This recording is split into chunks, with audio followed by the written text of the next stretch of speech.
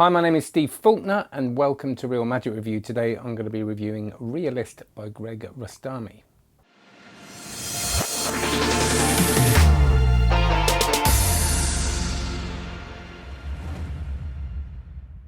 Before we do this wonderful review, can you please like, subscribe, share, like, subscribe and share. It's nothing new, it takes seconds, means the world to me. And check out cardmagiccourse.com.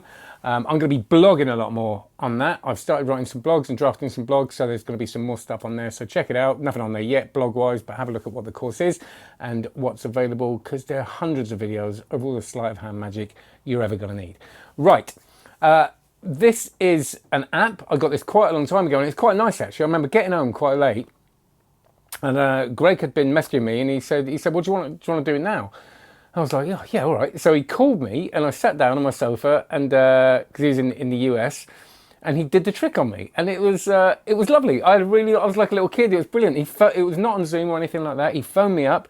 And this can be done completely over the phone. So we're on loudspeaker and he's talking me through the thing and I'm going, oh, that was brilliant. What an enjoyable experience that was. So again, it took me back to being a spectator. It was like, you know, that's what it feels like to have a magic trick done on you. And even though I kind of have some knowledge of this stuff now, I still enjoyed it. So again, it goes to that thing of if you have a slight idea of how something could work, which by the way, nobody would with this, does it matter? And is it still an enjoyable process? Anyway, I'm already going off track.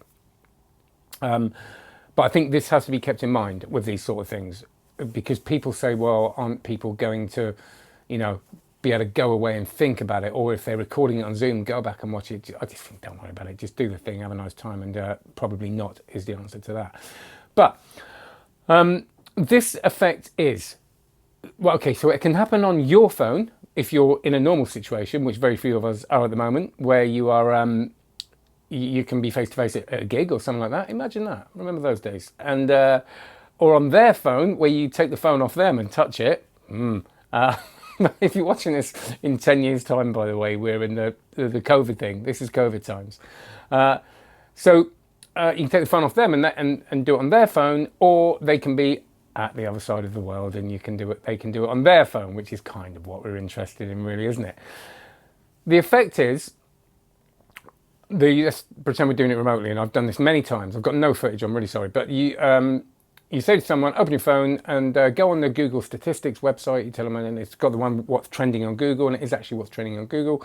They go down the bottom, there's loads of categories, and they go saying to cities, and you go, right, scroll down, don't look at the screen, or just keep it as you are, and just give me a number between 1 and 100. You'll see that there are the top 100 trending cities there, but don't look at any of them. Give me a number between 1 and 100. They say 58. They go down to 58, and it says whatever the city is, and you've predicted that that's the city. So the thing is that you're predicting or forcing, and I think I can say that by this time. I think anything from any of these categories with on their phone with their completely free number. So it's kind of like, feels like an any card, any number thing. It also feels like digital force bag, which I'd be, you know, it's that kind of, that trick, really. And I'm not saying I don't know anything about who came up with what and what way. There's no interest in me at the moment. But it does feel very different. But this 1 in 100, this force thing or thing is very similar. But the context is very different. Like I said, it feels different. The effect is very strong. It's on someone's phone. I think it's strong when it's not on someone's phone, but that, like I said, especially at the moment, is what I'm interested in. If it's going to be an app, it happens on their phone. It's not an app to them. It's just happening on their phone. And it's the good thing I will say, it's very easy. There's a little bit more to think about and a little bit more to practice when you do it like that. But the first time when I kind of knew how to do it, I could do it straight away. The thing I compare it to, I suppose, most weirdly is Wikitest, because I know there are other things, and Greg Rostami also has Inject, of course, which I haven't used or anything, and there's lots of things like this. But the thing that, okay, I'm sitting with you, get your phone out, do the thing. It's a very different trick, but I'd say if I was going to do one of them in a show, I'd have to only do one of them. It would kind of feel for me a bit like a similar process, even though like I said, the effect is incredibly different. But it's strong, it's easy, it happens on their phone, and it's great. I think on the challenging side of it, the stuff that happens on when you do it on your phone, I've kind of done that and struggled with it a little bit in times. I know you can do it with practice, but again, I'm less inclined, I think, to use that one. There is a lot of versatility with this. There are a lot of ways you can reveal a thing. So I've got Celebrity Pressage, which is the Brett Barry's Sven Pad, brilliant, where you can do this incredibly clean force of Tom Cruise. So if you start mixing those sort of things, that can sort of enhance it a bit more. It takes it from the phone to a book. It makes it a little bit more analog, I suppose. Is that the right word? For want of a better word. Let's use organic again, shall we? No.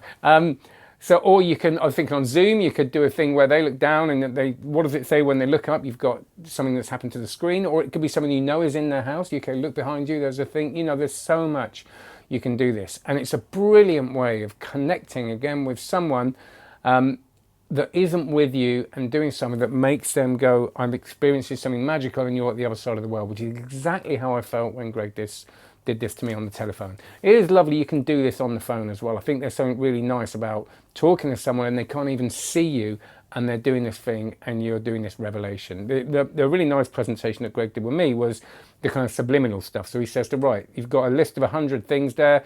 Don't look at them, but swipe them down really quickly so it's way too fast to read.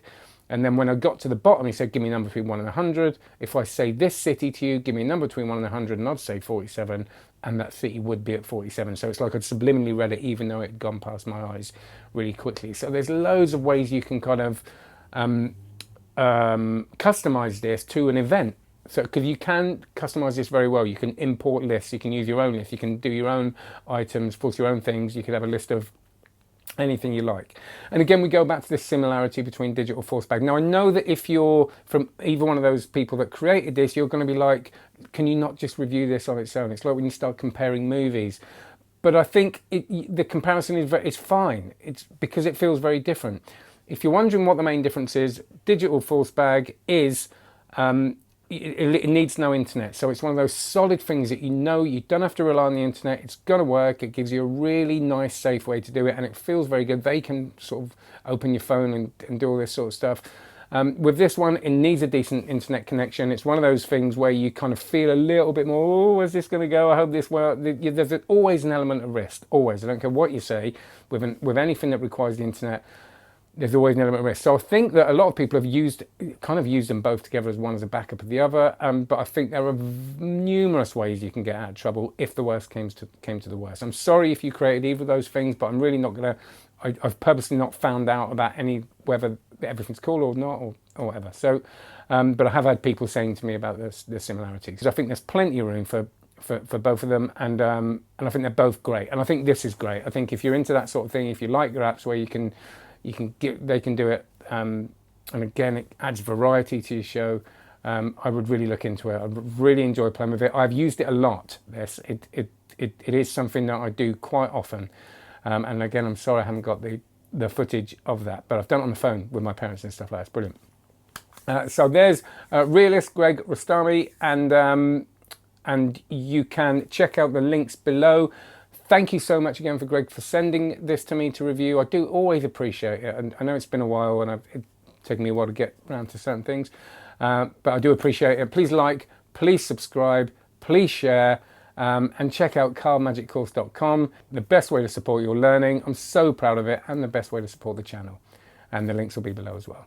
Take care. Bye-bye.